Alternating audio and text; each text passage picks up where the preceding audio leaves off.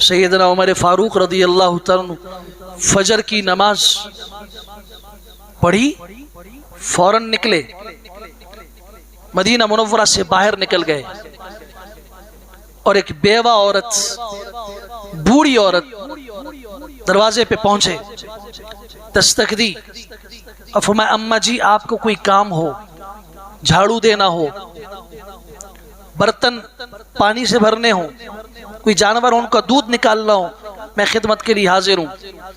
اس بوڑھی عورت نے کہا بیٹا اللہ تعالیٰ تمہاری زندگی میں برکت عطا فرمائے، کون ہو تم؟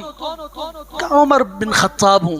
کہا نہیں آپ سے پہلے کوئی نوجوان آ جاتا ہے وہ یہ سارے کام کر کے چلا گیا ہے، آپ سے پہلے کوئی آیا کر کے چلا گیا۔